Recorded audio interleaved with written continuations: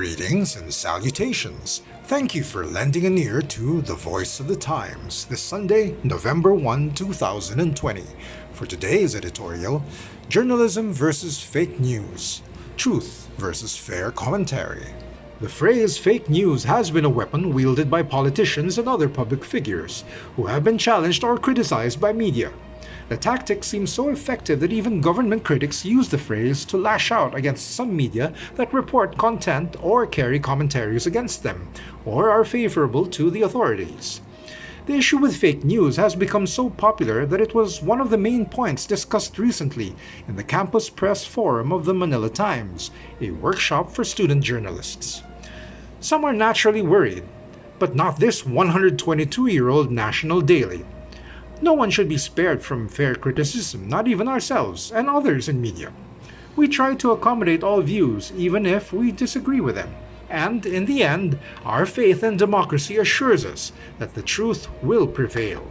Our fidelity to democracy, particularly its principle of free speech, does not make us blind to the destructiveness of fake news and to the problems that actually exist in journalism.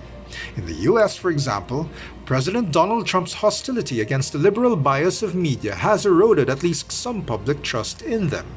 And in France, recent assertions of free speech by a teacher drew deadly retaliations from religious extremists. The situation in the Philippines is complicated, and we should resist making oversimplified comparisons. But like the student editors who spoke at our forum, we agree that we should address fake news because of its corrosive qualities. An antidote is for more people to get their news from traditional media, at least according to the forum's speaker, Jaime Flor Cruz, who was formerly the CNN bureau chief in Beijing.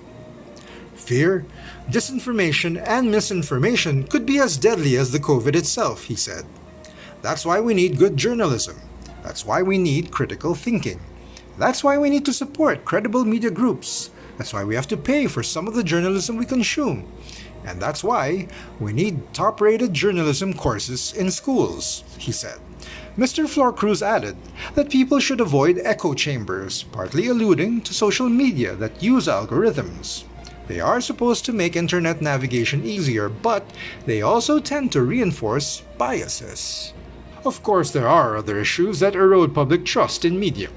Mr. Flor Cruz mentioned that corruption cannot be ignored, citing AC/DC journalists. The acronym refers to an extortion scheme described as attack, collect, defend, collect. Still, Mr. Flor Cruz seems to have faith in the Philippines.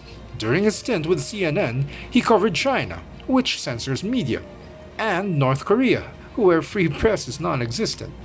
In comparison, he likened the Philippine media scene as the Wild Wild West. Here's a caveat emptor. Like Mr. Flor Cruz, we believe that fake news is serious, but not without simple remedies. His advice for those who consume alternative news sites and similar social media platforms is, buyer beware. We should be vigilant, but we should not worry too much either. History reminds us that societies have dealt with fake news before, and somehow their world did not fall off a proverbial cliff. In 1835, for instance, the New York Sun published a 6-part series describing extraterrestrial life on the moon. The series, which was accompanied by illustrations, described unicorns, winged humans that resembled bats, and other fantastic creatures living in a lush environment on the moon. The Sun, which was considered a serious newspaper, saw its circulation skyrocket. Readers eventually caught on, and the series is now known as The Great Moon Hoax. Life in New York went on afterward, and even the Sun continued publication until the 1950s. There are other historical examples of fake news. They are also known as sensational or yellow journalism, and we should also add propaganda to the alternative labels. Common among them is the deliberate act to misinform.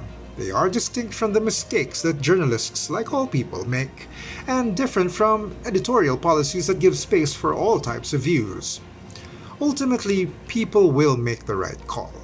As Scripps Howard, an American newspaper chain, said in its slogan, "Give light, and the people will find their own way." And that's the editorial for Sunday, November 1, 2020. For more news and information, get a copy of the Manila Times on print.